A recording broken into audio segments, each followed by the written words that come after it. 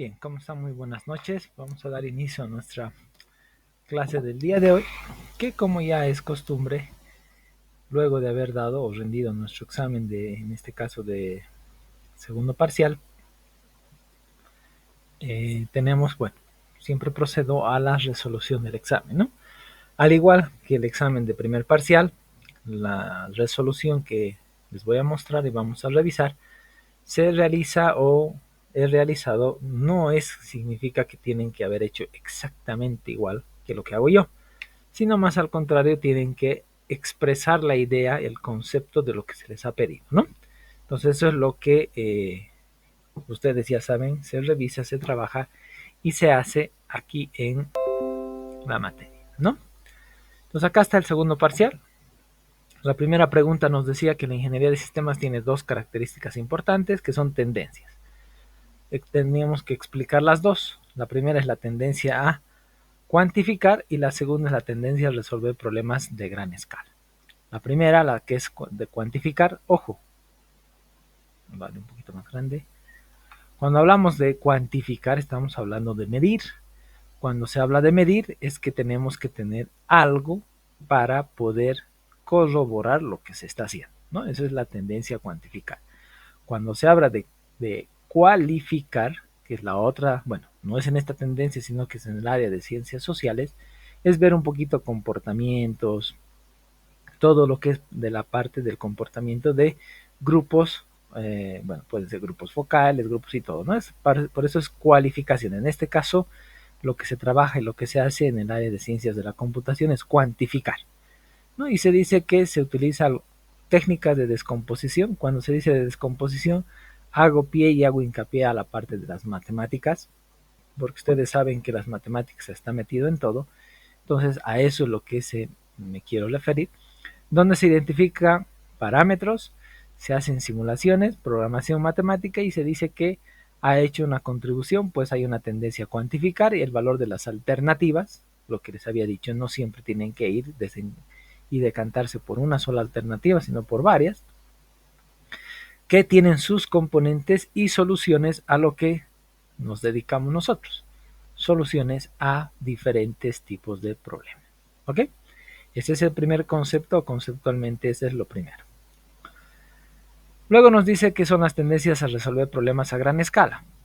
Vuelvo a recalcar, métanse en su cabeza o tienen que mentalizarse que no van a trabajar en problemas, perdón, no van a trabajar en solucionar problemas de manera individual, sino más al contrario se trabaja en la solución de problemas a nivel global y con grupos de trabajo, ¿no? Entonces la ingeniería de sistemas ha tenido éxito en aplicaciones a sistemas complejos. Vuelvo a recalcar también acá, cuando ustedes escuchen, lean la palabra complejo, no es un sinónimo de difícil, sino complejo es de múltiples especialidades, múltiples áreas que van a solucionar un problema.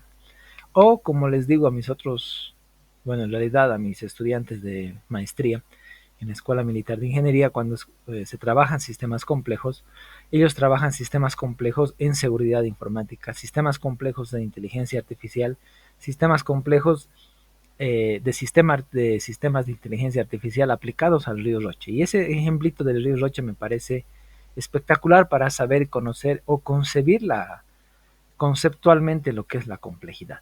Si nosotros quisiéramos, bueno, es un anhelo de todo el mundo, de todos los cochabambinos, solucionar el problema de la contaminación del río Rocha, ¿qué tipo de especialidades necesitaríamos? Necesitamos biólogos para ver los organismos vivos y todo lo demás. Necesitamos químicos para ver la composición del agua, tipo de contaminación que existe, para ver qué tipo de afluentes contaminantes hay. Necesitamos de ingenieros civiles para ver la infraestructura y todo lo demás, porque se tiene que hacer más puentes, porque la ciudad está creciendo y los puentes que tenemos son muy pequeños. Hay que ver el impacto de eso. Necesitamos arquitectos para ver el diseño, todos los diseños, el impacto visual que va a tener, todo lo demás. Necesitamos de abogados, abogados porque son leyes de impacto ambiental. Necesitamos el gobierno departamental, bueno, ni siquiera departamental. Necesitamos gobiernos del eje troncal o del eje metropolitano que se llama, que es Sacaba, Cercado y Quillacollo mínimamente, luego leyes nacionales Y si así seguimos sumando, necesitamos un montón de especialidades completamente diferentes que tienen que sentarse en una mesa y proponer soluciones desde su área y se van a entrelazar. Eso es un sistema complejo, dar solución a un sistema que tiene múltiples o varias variables desde diferentes puntos de vista y de diferentes especialidades para poder llegar a dar una solución, ¿no? Por eso dice aplicaciones a sistemas complejos, tales como urbanismo, desarrollo económico y otros. O sea, no sabemos qué, pero va a ir evolucionando. Entonces, algo como esto podrían haber, bueno, lo más importante eran las dos características, ¿no? De lo que se quería y un poquito la descripción. Luego, la segunda pregunta nos decía, ¿qué es lo que implementa un ingeniero de sistemas? La filosofía general de sistemas, porque podemos partir de la conceptualmente de lo que es la ingeniería de sistemas, ha utilizado técnicas cuantitativas, no se olviden, podemos recalcar eso, que son técnicas cuantitativas para satisfacer un objetivo bien definido. Eso ya lo van a ir viendo ustedes en pocas palabras cuando se trabaja de un proyecto, en un proyecto cualquiera, de factibilidad, de cualquier tipo, necesitamos un objetivo general, que ese es el objetivo bien definido.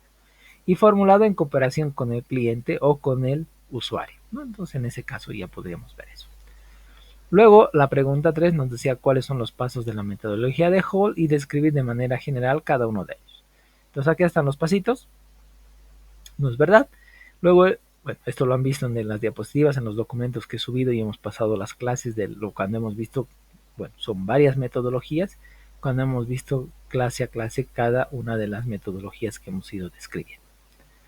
Luego la pregunta número 4 nos dice cuáles son las fases y las funciones de cada una de estas etapas de lo que hemos visto. Aquí está las fases: análisis de sistemas, diseño de sistemas, implantación de sistemas, operación y apreciación retrospectiva de los sistemas. Esa serie, ¿no? Más sus etapas pequeñitas. Si hubieran colocado las fases, bastaba y sobraba porque esto va variando. Las etapas dentro de las fases va variando de acuerdo a lo que les vuelvo a recalcar, el contexto. ¿Qué es el contexto? Volvemos a rememorar o hacer una rememoranza de lo que habíamos visto. El contexto no es nada más ni nada menos dónde se desenvuelve o dónde y con quiénes se va a desenvolver nuestro sistema para que hagamos nuestro análisis. Luego está la pregunta 5, ¿cuáles son las características de los sistemas duros? Tenemos, bueno, aquí he puesto 3 tipos que podían colocar. Ustedes ponían una sola conceptual de todo esto y no había ningún problema, ¿no? La primera es la que me agrada un poco, o sea, soy un poco afecto a tener conceptualmente esta, que es un desarrollo práctico del pensamiento de sistemas. O sea, es una aplicación del pensamiento sistémico, los sistemas duros, ¿no? El último capítulo. Mediante la aplicación de este enfoque en la solución de problemas del mundo real. ¿Por qué digo eso? Porque ustedes desde el primer semestre de la carrera de Ingeniería de Sistemas trabajan y ven el paradigma con el cual se les enseña a programar. Bueno, el primer paradigma que se les enseña a programar, que es el paradigma de orientado a objetos, ¿no? El famoso POO que les enseñan. Ese es el paradigma. ¿Y cuál es la abstracción de la programación orientada a objetos? Que es una abstracción del mundo real o una representación del mundo real, ¿no? Hay otros paradigmas, por ejemplo, la programación funcional, no sé si la ven ahora, yo cuando era estudiante, bueno, no soy tampoco tan viejo, el año 98 ingresé a la universidad y ahí yo vi el paradigma orientado a objetos y el paradigma de programación funcional, ¿no? Bueno, les digo que no sé si es que ustedes no están viendo o trabajando con esos paradigmas, ¿no? Y esto involucra el trabajo desarrollando en el que se denominan sistemas duros. Bueno, paradigma desarrollado. Aumenta una N, ¿no? Luego la pregunta número 6 nos decía cuáles son las fases y las características de los sistemas duros. Tiene 3 fases. El primero es el diseño de políticas de planeación, el segundo es la de evaluación y el tercero es de acción e implantación. Esto también lo hemos visto en las diapositivas. El primero que nos dice que es el diseño de políticas es básicamente esas dos, bueno, una o dos actividades que es diseño de políticas o preplaneación. Cuando se habla de políticas es cómo se va a ir desarrollando lo que estamos pensando en ese sistema. ¿Ok? Por ejemplo, ¿qué sería un diseño de una política de un sistema contable? Tenemos que saber el rubro. ¿Qué significa el rubro? Si vamos a hacer para un banco, si vamos a hacer para el sector eléctrico, para el sector de hidrocarburos, para el sector minero, para una universidad. ¿Por qué les digo ese diseño de política tiene que ver el rubro? Porque si estamos hablando de un sistema contable, tenemos que ver el plan de cuentas para el rubro. Porque el plan de cuentas, por ejemplo, de las tres o de los tres entes o de las tres empresas, bueno, sectores más grandes que tiene este país, uno es el sector eléctrico, el otro es el sector de hidrocarburos y el otro es el sector minero. Los tres sectores que aportan mucho, casi el 80% del aporte al Tesoro General de la Nación, tienen tres planes de cuentas contables completamente opuestas. Entonces no sirve el sistema de contabilidad del sistema eléctrico implantarlo en el sistema contable del sistema de hidrocarburos o del sector hidrocarburífero. Entonces eso es una política. Tenemos que identificar el rubro. O vámonos al revés. Lo que nosotros hemos desarrollado en sector eléctrico e hidrocarburos no sirve para implementarse o implantarse en la universidad. En cualquier universidad, mejor dicho. ¿Por qué? Porque hay leyes específicas que afectan a la parte contable financiera de las universidades, donde están exentas en su mayor parte de emitir o de pagar impuestos. ¿Por qué? Porque la educación, los libros y todo lo demás, incluso hay una ley del libro, impide o a modo de favorecer a los que desarrollan libros y a la venta de libros tiene impuesto cero, ¿no? Entonces hay diferencia. Y eso es una política o la preplaneación. Tenemos que identificar y vuelvo a caer en el mismo concepto, en el contexto. O sea, es muy importante saber dónde nos estamos moviendo o cómo nos estamos moviendo, ¿no?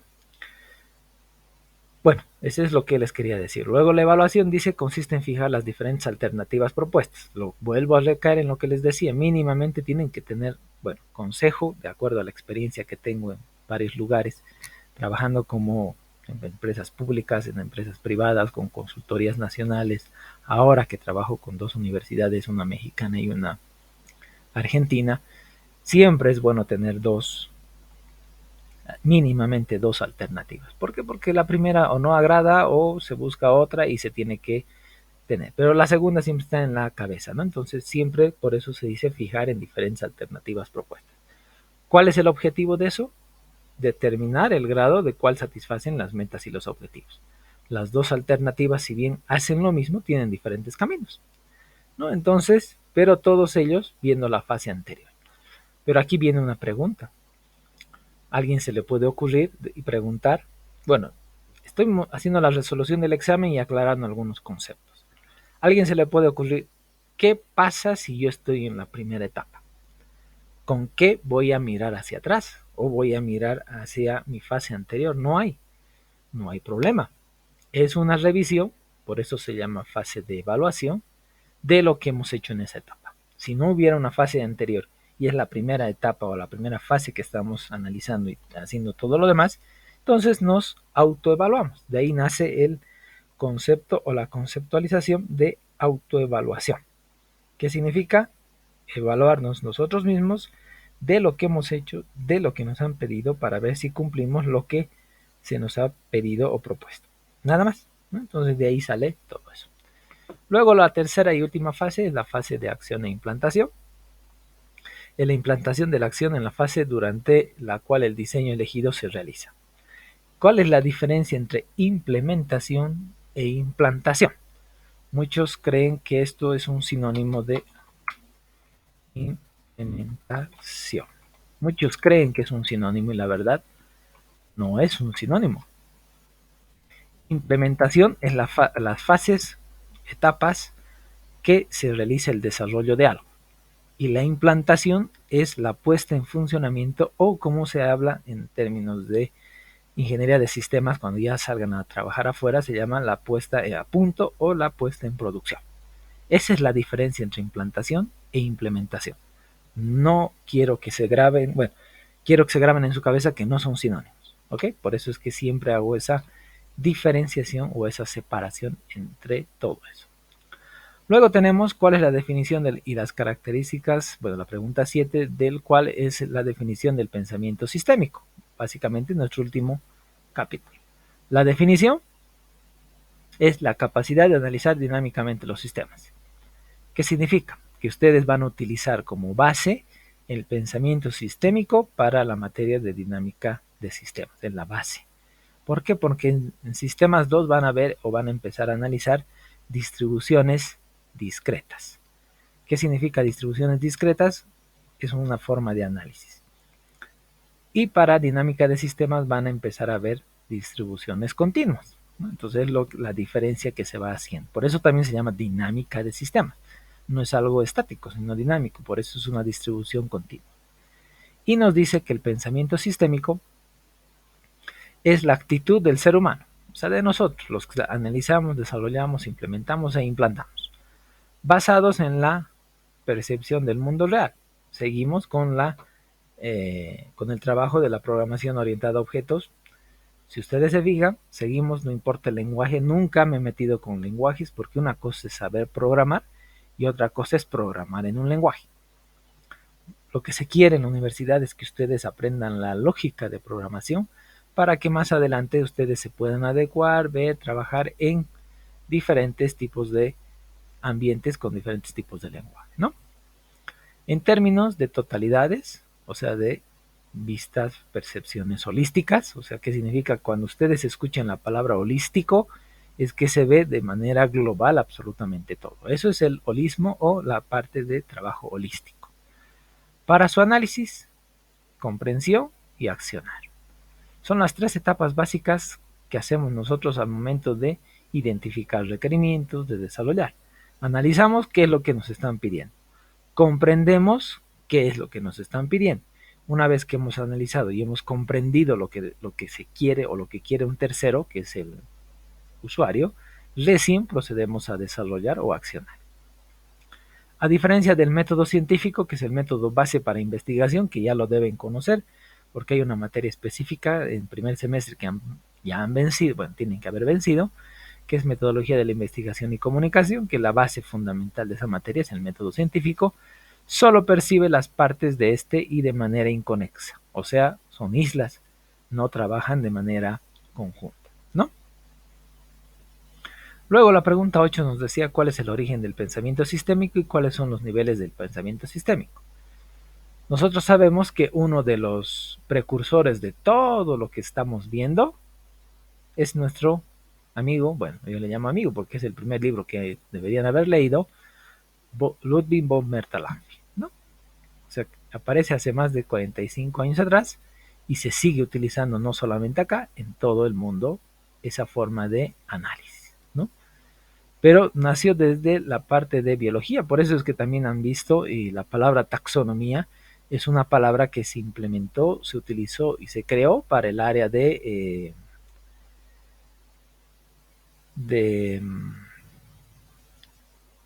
biología y se ha ido adecuando a las diferentes ramas, llamémosle, de las ciencias puras o ciencias duras como conocen y las ciencias aplicadas que somos nosotros, las ingenierías. ¿Ok? Nos dice quién cuestionó la aplicación del método científico. Ya hace más de 45 años ya cuestionó Bertalanffy el método científico en los problemas de biología. ¿Por qué? Porque los problemas de biología es, y aquí hago una analogía con el COVID-19.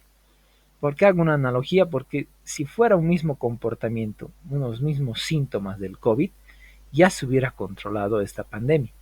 Pero el problema es que hay dos personas con las mismas condiciones, las mismas edades, que algunos son asintomáticos y otros pasan por terapia intensiva o mueren. Entonces no se sabe cómo va a reaccionar. Algunos atacan a ciertos órganos, bueno, los pulmones son los primeros, después atacan a otros, y hay otras personas que sin vacuna, sin medicación, sin absolutamente nada, pasan la enfermedad sin ningún problema. Entonces es que el método científico ya viene cuestionado desde los problemas de biología. No tanto en nuestra área, porque prácticamente nosotros no trabajamos con seres vivos. O sea, no manipulamos, no analizamos, sino solamente necesidades de los seres vivos, ¿no? ¿Cuáles son sus niveles? Acontecimientos, pautas de conducta, sistemas y modelos mentales, o mapas mentales, ¿no? Aquí también si quieres podrían poner mapas, ¿no? Mentales. Ustedes ya podrían ver. Modelos o mapas es casi un poquito de lo mismo de la abstracción que se hace. Luego la pregunta número 9 nos decía cuáles son los beneficios del pensamiento científico. Perdón, sistémico, me estoy confundiendo con el método científico. Ejercer influencia en nuestra propia vida, descubriendo patrones, Esto ya lo deben conocer, hay patrones de diseño, ustedes lo deben conocer, MVC, MBB, o sea, MVC viene casado con un modelo vista controlador, ese patrón, viene casado con la mayoría de los frameworks, entonces de ahí sale eso. Fíjense, todo esto salió del año 60, más de 45 años atrás, y se sigue utilizando e implementando hasta el día de hoy, ¿no? Tomando control sobre nuestra salud, economía, relaciones y absolutamente todo lo que hacemos. O por ejemplo, tal vez no tenga ganas de concurrir a un cumpleaños hoy, pero sí pienso de forma sistémica el hecho de ir contribuirá a mejorar mis relaciones personales y todo lo demás, ¿no? Este es un pequeño ejemplito que les puedo colocar con algo parecido con esto, ya estaba de manera correcta, ¿no? Como digo yo, no significa que deben colocar exactamente lo que coloco yo, sino conceptualmente, y si ponían un ejemplo, no había ningún problema. Y por último está quién es el precursor del análisis de los sistemas duros. Lo habíamos visto a un principio. Check, ¿no? ¿Por qué? Porque es una manifestación de nuestra realidad, o sea, de lo que vivimos. Puede ser manifestación, pueden utilizar abstracción, representación, también manifestación.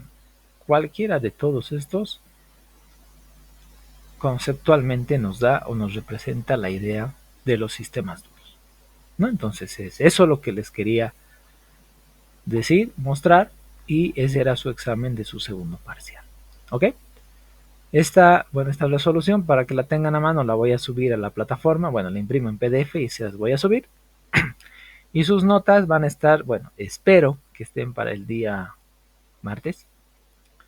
Digo eso porque todavía tengo que calificar exámenes de cálculo que tomé antes que sistemas. No he terminado, entonces tengo que acabar eso y recién después hago esto. Pero una vez publicado en el website les voy a colocar un mensajito en la plataforma para que ustedes puedan ver en el website sus notas de su, en este caso, primer parcial y segundo parcial en uno, ¿no?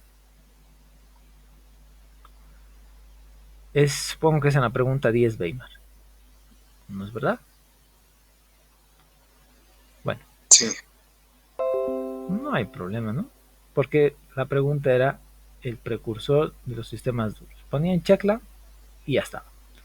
Porque hay varios de los que hemos visto, ¿no? Entonces no hay problema, perdón, Weimar.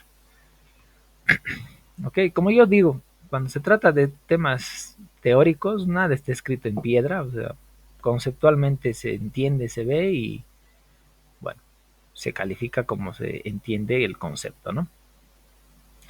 Entonces es eso. Entonces, chicos, el día lunes no hay clases porque es Día del Maestro y hay tolerancia. Está en las fechas conmemorativas que les mandé, que la universidad saca a principios de año.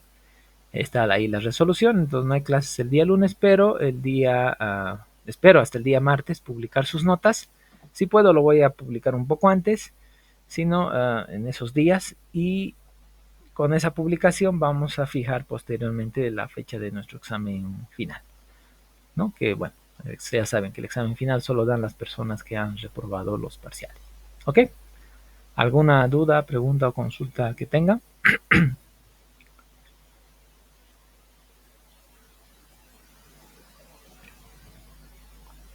Bien, no hay entonces. Ok, chicos, entonces cuídense. Nos vemos en la plataforma para sus notas, en el website cuando estén publicadas. Y cualquier duda posteriormente el día viernes de la siguiente semana. Ok, que es cuando cuando tenemos clases. Ok, hasta la siguiente semana entonces, muchachos. Hasta luego.